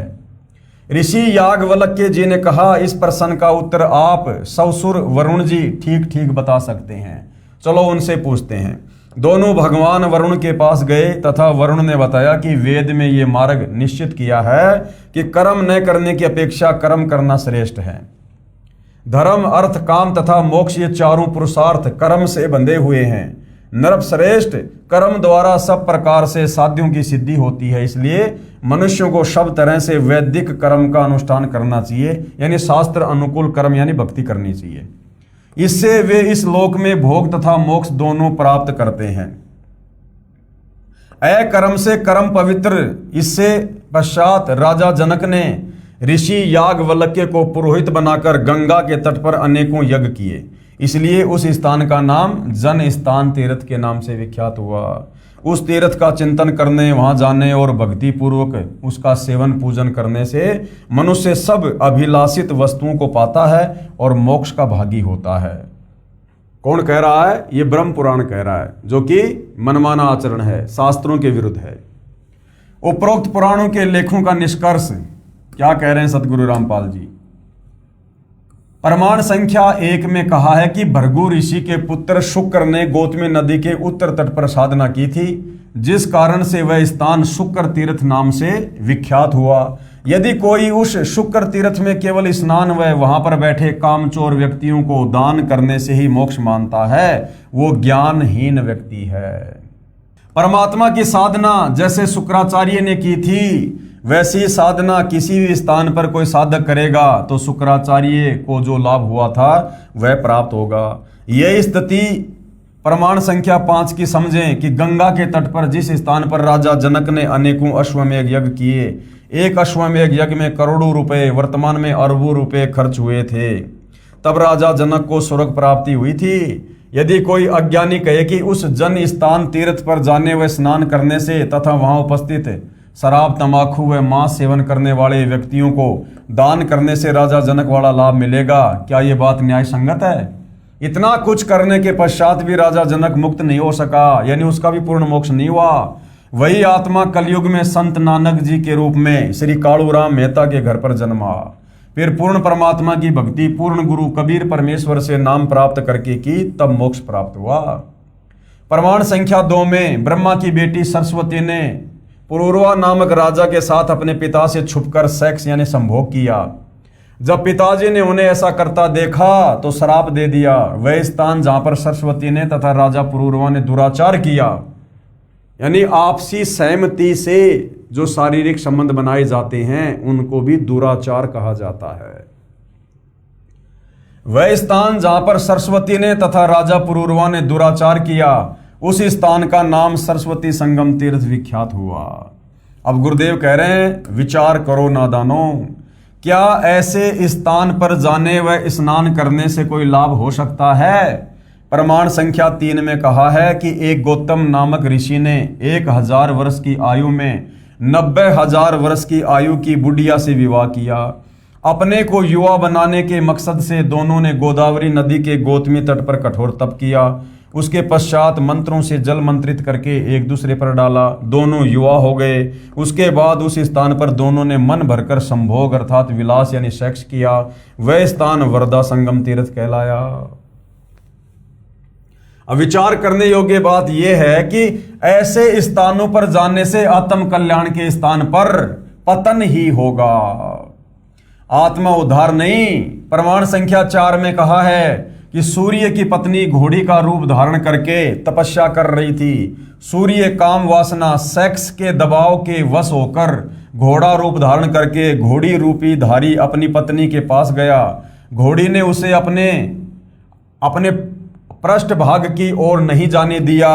सूर्य इतना सेक्स के दबाव में था यानी काम वासना के दबाव में था कि उसने घोड़ी के मुख की ओर ही संभोग की जो क्रिया है वो प्रारंभ की, जिस कारण से उन्हें 3 पुत्र प्राप्त हुए। वह स्थान अश्व तीर्थ नाम से विख्यात हुआ। वहीं पर सूर्य की 2 बेटियां जाकर नदी बनकर बहने लगी, जिस कारण से वही स्थान पंचवटी आश्रम नाम से भी प्रसिद्ध हुआ। उसी स्थान को भानु तीर्थ भी कहा जाता है। इस तीर्थ का लाभ लिखा है कि इसके सुमरण से तथा कीर्तन करने से तथा इसकी कथा सुनने से सब पापों से मुक्त होकर धर्मवान और सुखी होता है। विचार करो पुण्यात्माओं, क्या ऐसी कथाओं को सुनने तथा ऐसे स्थान पर जाने से आत्म कल्याण संभव है? इसलिए शास्त्रों यानी 5 वेदों में और गीता जी के अनुसार भक्ति करने से सर्व पापों से मुक्त होकर पूर्ण मोक्ष संभव है। इन तीर्थों पर जाने से, इन कथाओं को सुनने से और इस शास्त्र विरुद्ध साधना को करने के चलते हमें किसी प्रकार का कोई भी आध्यात्मिक लाभ प्राप्त नहीं हो सकता। ये सारी की सारी काल साधना है, पाखंड साधना है, आन उपासना है, जो गीता जी में वर्जित है, जिस कारण से ये मनमाना आचरण है। अब जगन्नाथपुरी धाम की स्थापना कैसे हुई? जिस जगन्नाथ मंदिर में हिंदू श्रद्धालु जाते हैं भक्ति भाव के लिए, कुछ लाभ प्राप्त करने के लिए, जहाँ पर दान धर्म देकर आते हैं, क्या जगन्नाथपुरी मंदिर की स्थापना के विषय में हिंदुओं को पता है? क्या जगन्नाथपुरी मंदिर में जाने का, वहाँ जाकर भक्ति पूजा करने का, दान धर्म करने का पवित्र गीता जी में या वेदों में कहीं कोई प्रमाण है? या जगन्नाथपुरी मंदिर में जो भक्ति साधना वर्तमान में हो रही है वो भी एक प्रकार से पाखंड पूजा है, शास्त्रों के विरुद्ध साधना है। तो इस पर प्रकाश डाला जा रहा है। जगन्नाथपुरी धाम की स्थापना कैसे हुई? श्री कृष्ण जी को एक बालिया नामक शिकारी ने विषाक्त यानी जहरीला तीर मारा था। श्री कृष्ण जी मृत्यु के निकट थे। उसी समय उनके रिश्तेदार तथा भगत 5 पांडव पहुंच गए। तब श्री कृष्ण जी ने उनसे कहा था कि तुम मेरा अंतिम संस्कार करके उस शेष बची अस्थि युक्त भस्म को यानी राख को एक लकड़ी का छोटा संदूक यानी बॉक्स में बंद करके समुद्र में छोड़ देना। समुद्र में जल प्रवेश न हो सके ऐसा वाटर प्रूफ बनवाना। पांडवों ने वैसा ही किया। वह संदूक डिब्बा लहरों द्वारा गति पाकर बहता बहता उड़ीसा प्रांत में समुद्र के उस किनारे के निकट आ गया जिस स्थान पर वर्तमान में श्री जगन्नाथ जी का मंदिर बना है। फिर क्या हुआ? एक समय उड़ीसा प्रांत में इंद्रदमन नाम का राजा था। वह भगवान श्री कृष्ण जी का अनन्य भगत था। एक रात्रि को श्री कृष्ण जी ने राजा को स्वप्न में दर्शन देकर कहा कि जगन्नाथ नाम से मेरा एक मंदिर बनवा दे। स्वप्न में वह संदूक समुद्र में दिखाया और कहा कि मेरी अस्थियों व राख को नीचे दबाकर इस स्थान पर मंदिर बनवाना। श्री कृष्ण जी ने यह भी कहा था कि इस मंदिर में मूर्ति पूजा नहीं करनी है, केवल एक संत छोड़ना है जो दर्शकों को पवित्र गीता अनुसार ज्ञान प्रचार करे। समुद्र तट पर वह स्थान भी दिखाया जहां मंदिर बनाना था। सुबह उठकर राजा इंद्रदमन ने अपनी पत्नी को बताया कि आज रात्रि को भगवान श्री कृष्ण जी दिखाई दिए, मंदिर बनवाने के लिए कहा है। रानी ने कहा कि शुभ कार्य में देरी क्या। रानी भी धार्मिक थी। सर्व संपत्ति उन्हीं की तो दी हुई है, उन्हीं को समर्पित करने में क्या सोचना। राजा ने उस स्थान पर मंदिर बनवा दिया जो श्री कृष्ण जी ने स्वप्न में समुद्र के किनारे पर दिखाया था। मंदिर बनने के बाद समुद्री तूफान उठा और मंदिर को तोड़ दिया। निशान भी नहीं बचा कि यहां मंदिर था। ऐसे राजा ने 5 बार मंदिर बनवाया और 5 बार समुद्र ने तोड़ दिया। राजा ने निराश होकर मंदिर न बनवाने का निर्णय ले लिया, क्योंकि बेचारे का सारा खजाना खाली हो गया। ये सोचा कि ना जाने समुद्र मेरे से कौन से जन्म का बदला ले रहा है। सारा का सारा खजाना खाली हो गया, मंदिर बना नहीं। कुछ समय उपरांत पूर्ण परमेश्वर कबीर देव जी ने ज्योति निरंजन काल को दिए वचन अनुसार राजा इंद्रदमन के पास आए। यानी जब कबीर परमेश्वर काल के लोक में प्रथम बार आए थे अपने पुत्र जोगजित का रूप बनाकर, तो कबीर परमेश्वर जी और ज्योति निरंजन यानी काल के बीच में कुछ एग्रीमेंट हुए थे, जिस एग्रीमेंट के तहत कबीर परमेश्वर जी ने ये जगन्नाथ वाला मंदिर भी बनवाना था। तथा राजा से कहा आप मंदिर बनवाओ। कबीर परमात्मा जो है वो राजा के पास गए, इंद्रदमन के पास में एक संत रूप में, और कहा कि आप ये मंदिर बनवाओ। अब के समुद्र मंदिर यानी ये महल नहीं तोड़ेगा। राजा ने कहा संत जी मुझे विश्वास नहीं है, मैं भगवान श्री कृष्ण अर्थात विष्णु जी के आदेश से मंदिर बनवा रहा हूं। श्री कृष्ण जी समुद्र को नहीं रोक पा रहे हैं, 5 बार मंदिर बनवा चुका हूं, ये सोचकर कि कहीं भगवान मेरी परीक्षा ले रहे हों। परंतु अब तो परीक्षा देने योग्य भी नहीं रहा हूं, क्योंकि कोष भी खाली हो गया, यानी खजाना सारा खाली हो गया। अब मंदिर बनवाना मेरे वश की बात नहीं। परमेश्वर ने कहा इंद्रदमन, जिस परमेश्वर ने सर्व ब्रह्मांडों की रचना की है वही सर्व कार्य करने में सक्षम है, अन्य प्रभु नहीं। मैं उस परमेश्वर की वचन शक्ति प्राप्त हूं, यानी अपने आप को छुपाते हुए परमात्मा कह रहे थे। और मैं समुद्र को रोक सकता हूं, अपने आप को छुपाते हुए सत्य कह रहे थे। राजा ने कहा कि संत जी मैं नहीं मान सकता कि श्री कृष्ण जी से भी कोई प्रबल शक्ति युक्त भगवान है। जब वे ही समुद्र को नहीं रोक सके तो आप कौन से खेत की मूड़ी हो। मुझे विश्वास नहीं होता, तथा न ही मेरी वित्तीय स्थिति मंदिर बनवाने की है। संत रूप में आए कबीर देव कबीर परमेश्वर जी ने कहा राजन, यदि मंदिर बनवाने का मन बने तो मेरे पास आ जाना, मैं फला फला स्थान पर रहता हूं। अब के समुद्र मंदिर को नहीं तोड़ेगा, ये कहकर प्रभु चले आए। उसी रात्रि में प्रभु श्री कृष्ण जी ने फिर राजा इंद्रदमन को दर्शन दिए तथा कहा इंद्रदमन एक बार फिर महल बनवा दे। जो तेरे पास संत आया था उससे संपर्क करके सहायता की याचना कर ले। वह ऐसा वैसा संत नहीं है, उसकी भक्ति शक्ति का कोई वार पार नहीं है। राजा इंद्रदमन नींद से जागा, शौपन का पूरा हाल अपनी रानी को बताया। रानी ने कहा भगवान कह रहे हैं तो आप मत चूको, प्रभु का महल फिर बनवा दो। रानी की सद्भावना युक्त वाणी सुनकर राजा ने कहा अब तो कोष भी खाली हो चुका है, यदि मंदिर नहीं बनवाऊंगा तो प्रभु अप्रसन्न हो जाएंगे। मैं तो धर्म संकट में फंस गया हूं। रानी ने कहा मेरे पास गहने रखे हैं, उनसे आसानी से मंदिर बन जाएगा। आप ये गहने लो तथा प्रभु के आदेश का पालन करो।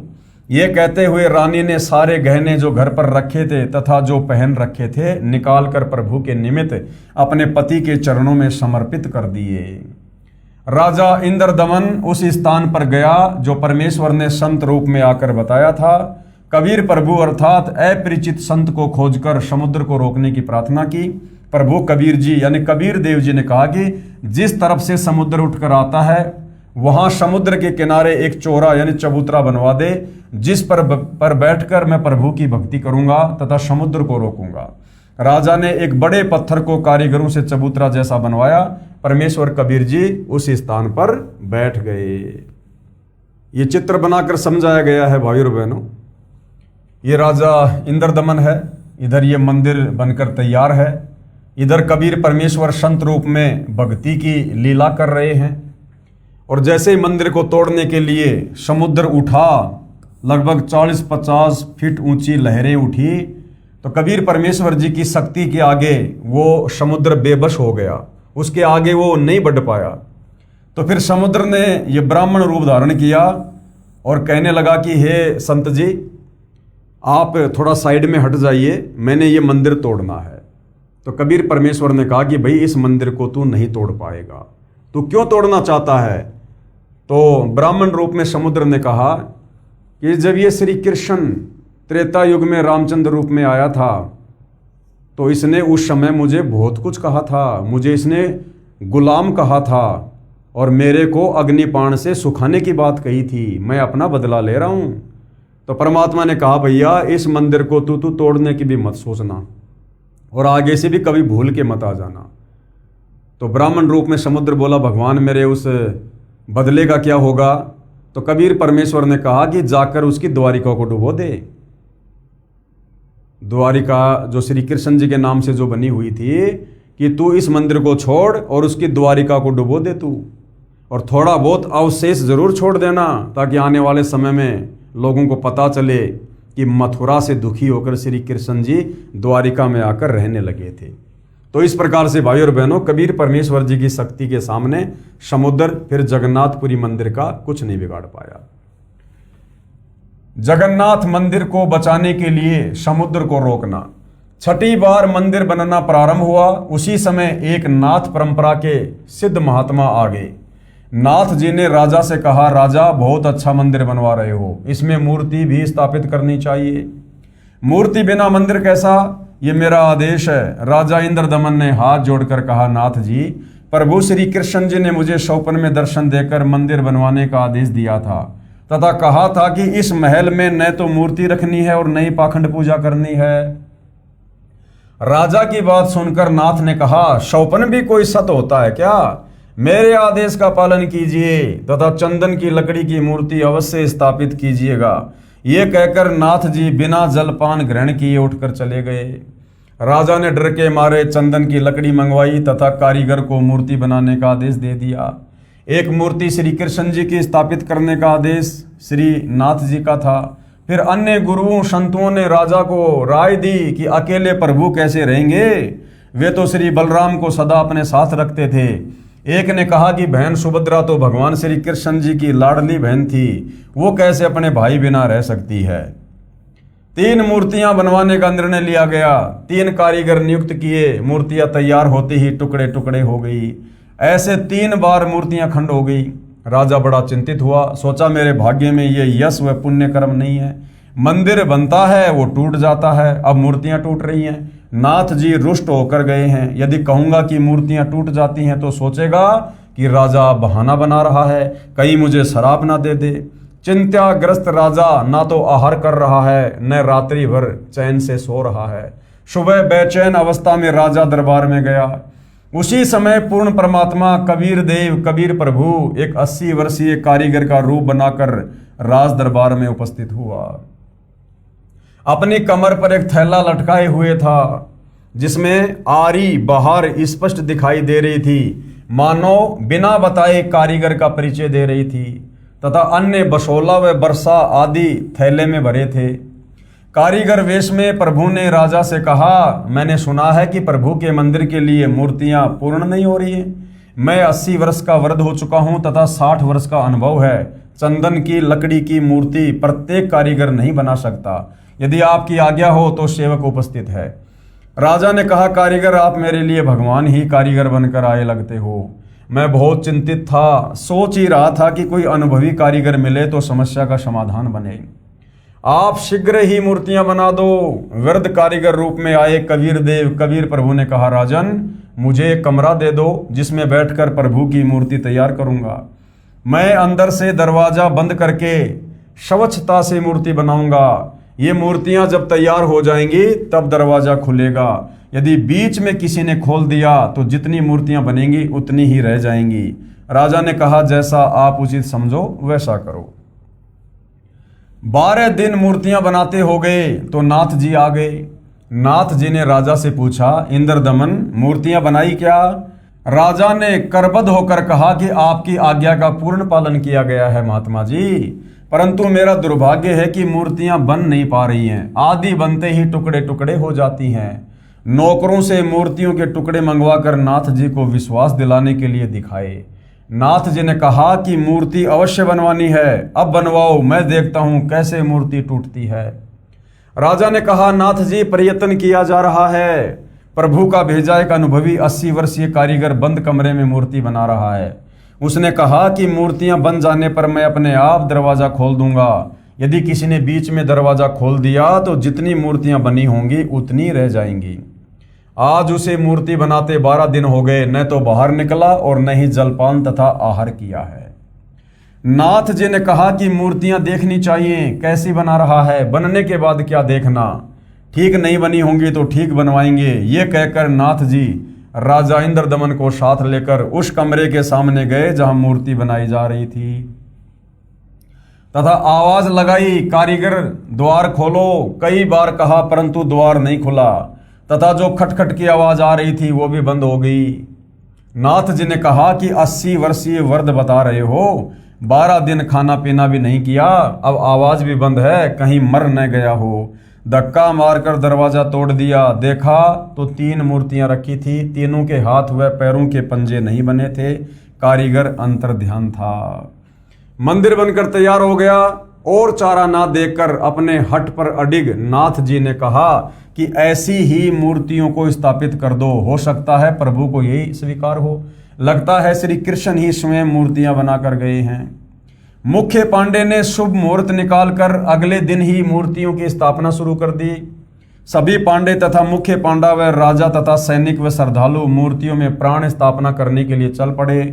पूर्ण परमेश्वर कबीर देव एक शूद्र का रूप धारण करके मंदिर के मुख्य द्वार के मध्य में मंदिर की ओर मुख करके खड़े हो गए। ऐसी लीला कर रहे थे मानो उनको ज्ञान ही ना हो कि पीछे से प्रभु की प्राण स्थापना की सेना आ रही है।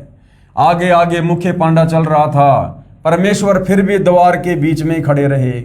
निकट आकर मुख्य पांडे ने शूद्र रूप में खड़े परमेश्वर को ऐसा धक्का मारा कि दूर जाकर गिरे तथा एकांत स्थान पर शूद्र लीला करते हुए बैठ गए। राजा सहित सर्व श्रद्धालुओं ने मंदिर के अंदर जाकर देखा तो सभी मूर्तियां उसी द्वार पर खड़े शुद्ध रूप परमेश्वर का रूप धारण किए हुए थी। इस कौतुक को देखकर उपस्थित व्यक्ति अचंभित हो गए। मुख्य पांडा कहने लगा, प्रभु नाराज हो गया है क्योंकि मुख्य द्वार को उस शूद्र ने अशुद्ध कर दिया है, इसलिए सभी मूर्तियों ने शुद्ध रूप धारण कर लिया। बड़ा अनिष्ट हो गया है। कुछ समय उपरांत मूर्तियों का वास्तविक रूप हो गया। गंगा जल से कई बार स्वच्छ करके प्राण स्थापना की गई। कबीर देव ने कहा, अज्ञानता व पाखंडवाद की चरम सीमा देखो। कारीगर मूर्ति का भगवान बनता है, फिर पुजारी या अन्य संत उस मूर्ति रूपी भगवान में प्राण डालता है, अर्थात भगवान को जीवन दान देता है, तब वह मिट्टी या लकड़ी का भगवान कार्य सिद्ध करता है। वारे पाखंडियों, खूब मूर्ख बनाया प्रभु प्रेमी आत्माओं को। अब ये सारा का सारा षड्यंत्र भाई और बहनों इस काल बलि का है। ये नहीं चाहता कि कोई भी आत्मा यहाँ पर शास्त्र अनुकूल साधना करके जन्म मरण के चक्कर से बाहर निकल जाए। मूर्ति स्थापना हो जाने के कुछ दिन पश्चात लगभग 40 फुट ऊंचा समुद्र का जल उठा, जिसे समुद्री तूफान कहते हैं, तथा बहुत वेग से मंदिर की ओर चला। सामने कबीर परमेश्वर चौरा यानी चबूतरे पर बैठे थे। अपना एक हाथ उठाया जैसे आशीर्वाद देते हैं। समुद्र उठा का उठा रह गया, यानी वो जल खड़ा का खड़ा रह गया तथा पर्वत की तरह खड़ा रहा, आगे नहीं बढ़ सका। विप्र रूप बनाकर समुद्र आया तथा चबूतरे पर बैठे प्रभु से कहा कि भगवान आप मुझे रास्ता दे दो, मैं मंदिर तोड़ने जाऊंगा। प्रभु ने कहा कि ये मंदिर नहीं है, ये तो महल यानी आश्रम है। इसमें विद्वान पुरुष रहा करेगा तथा पवित्र गीता जी का ज्ञान दिया करेगा। आपका इसको विध्वंस करना शोभा नहीं देता। समुद्र ने कहा कि मैं इसे अवश्य तोड़ूंगा। प्रभु ने कहा कि जाओ, कौन रोकता है। समुद्र ने कहा कि मैं विवश हो गया हूं, आपकी शक्ति अपार है, मुझे रास्ता दे दो प्रभु। परमेश्वर कबीर साहिब जी ने पूछा कि आप ऐसा क्यों कर रहे हो भाई। विपर रूप में उपस्थित समुद्र ने कहा कि जब ये श्री कृष्ण जी त्रेता युग में श्री रामचंद्र रूप में आया था, तब इसने मुझे अग्नि बाण दिखाकर बुरा भला कहकर अपमानित करके रास्ता मांगा था। मैं वह प्रतिशोध यानी बदला लेने जा रहा हूं। परमेश्वर कबीर जी ने कहा कि प्रतिशोध तो आप पहले ले चुके हो, आपने द्वारिका को डुबो रखा है। समुद्र ने कहा कि अभी पूरी तरह से नहीं डुबा पाया, आधी रह गई है। वहां भी कोई प्रबल शक्ति युक्त संत सामने आ गया था, जिस कारण से मैं द्वारिका को पूर्ण रूपेण नहीं समा पाया। अब भी कोशिश करता हूं तो उधर नहीं जा पा रहा हूं, उधर से मुझे बांध रखा है। तब परमेश्वर कबीर अर्थात कबीर देव जी ने कहा कि वहां भी मैं ही पहुंचा था, मैंने ही वह अवशेष बचाया था। अब जा, शेष बची द्वारिका को भी निगल ले, परंतु उस यादगार को छोड़ देना जहां पर श्री कृष्ण जी के शरीर का अंतिम संस्कार किया गया था। श्री कृष्ण जी के अंतिम संस्कार स्थल पर बहुत बड़ा मंदिर बना दिया गया। ये यादगार, ये प्रमाण बना रहेगा कि वास्तव में श्री कृष्ण जी की मृत्यु हुई थी, अर्थात वो अविनाशी परमात्मा नहीं थे। वो ना सहशरीर आए थे, ना सहशरीर गए थे। जिस प्रकार कबीर परमात्मा सहशरीर आते हैं और सहशरीर ही जाते हैं, तथा पंच भौतिक शरीर छोड़कर गए थे। नहीं तो आने वाले समय में कहेंगे कि श्री कृष्ण जी की तो मृत्यु ही नहीं हुई थी। आज्ञा प्राप्त कर शेष द्वारिका को भी समुद्र ने डुबो लिया। परमेश्वर कबीर जी यानी कबीर देव ने कहा, अब आप आगे से कभी भी इस जगन्नाथ मंदिर को तोड़ने का प्रयत्न नहीं करना तथा इस महल से दूर चला जा। अब भाई और बहनों, ऐसी आज्ञा क्यों दी परमात्मा ने? क्योंकि आज इस धरती पर वही असली जगन्नाथ महाप्रभु आ चुका है, और वो जगन्नाथ महाप्रभु सारी सृष्टि का मालिक, देवों का देव महादेव सतगुरु रामपाल जी हैं। और आने वाले समय में उस जगन्नाथ मंदिर में सतगुरु रामपाल जी विराजमान होंगे, क्योंकि परमेश्वर रामपाल जी ने उस मंदिर को महल यानी आश्रम की संज्ञा दी है कि आने वाले समय में वहाँ पर एक ऐसा महापुरुष बैठेगा जो गीता के अनुसार ज्ञान देगा। तो भैया, गीता जी के अनुसार ज्ञान देने वाला तत्वदर्शी संतो खुद सतगुरु रामपाल जी हैं। तो आने वाले समय में सतगुरु रामपाल जी वर्तमान में जिन आश्रमों में हरियाणा में बैठे हैं, इनको छोड़ छाड़ के और जगन्नाथ मंदिर में जाकर विराजमान होंगे। ऐसी आज्ञा प्रभु की मानकर प्रणाम करके मंदिर से दूर लगभग 1.5 किलोमीटर हट गया। ऐसे श्री जगन्नाथ जी का मंदिर अर्थात धाम स्थापित हुआ। तो इस प्रकार से भाइयों और बहनों, ये जगन्नाथ धाम बना, जगन्नाथ मंदिर बना, ये इसकी पूरी राम कहानी है। अब इस कहानी से 99% हिंदू समाज के वो श्रद्धालु जो परमात्मा प्राप्ति के लिए भटक रहे हैं, वो बेचारे नहीं जानते हैं, अपरिचित हैं, जिस कारण से मनमाने आचरण का शिकार हो रहे हैं। गीता और वेदों के विपरीत मनमानी भक्ति कर रहे हैं, जिस भक्ति को करने के चलते उन्हें किसी प्रकार का कोई भी आध्यात्मिक लाभ नहीं हो सकता है। अगर भाइयों और बहनों, ये सारे के सारे तीर्थ धाम अगर ये शास्त्र विरुद्ध हैं, यहाँ जाने से कोई लाभ नहीं है, तो फिर सबसे सर्वश्रेष्ठ तीर्थ क्या है जहां पर जाने से हमारे सर्व पाप कर्मों का नाश हो जाता है, हमें सर्व आध्यात्मिक लाभ प्राप्त होते हैं? फिर वो सबसे सर्वश्रेष्ठ तीर्थ क्या है? अब जनता की अदालत में जनता कबीर जी के वकील सतगुरु रामपाल जी से ये सवाल कर रही है। इन सर्व तीर्थ और धामों की स्थापना को जानने के बाद जनता ने ये तो जान लिया कि भाई ये जो तीर्थ हैं, धाम है, ये तो केवल एक यादगार है। और वहां जाने से, नहाने से, पूजा करने से, दान धर्म करने से, दर्शन करने से किसी प्रकार का कोई भी आध्यात्मिक लाभ नहीं है, मुक्ति का कोई लेना देना नहीं है। तो फिर सबसे सर्वश्रेष्ठ तीर्थ क्या है, उसके विषय में जनता की अदालत में सतगुरु रामपाल जी से जानना चाह रही है। तो भाइयों और बहनों, अगले एपिसोड में हम इसी विषय पर चर्चा करेंगे, जनता की अदालत में, और सतगुरु रामपाल जी किस प्रकार से जनता की अदालत में जनता के इस सवाल का जवाब देंगे। जनता संतुष्ट होगी या नहीं होगी, सतगुरु रामपाल जी इसका प्रमाण कहाँ कहाँ देंगे, ये सारी बातें हम कल के अगले एपिसोड में जानेंगे। तब तक भाइयों और बहनों, परमपिता परमेश्वर सतगुरु रामपाल जी हम सबको आज्ञा दें, सद्बुद्धि दें, हमारा मार्गदर्शन करें। बंदी छोड़ सतगुरु रामपाल जी परमेश्वर जी की जय हो।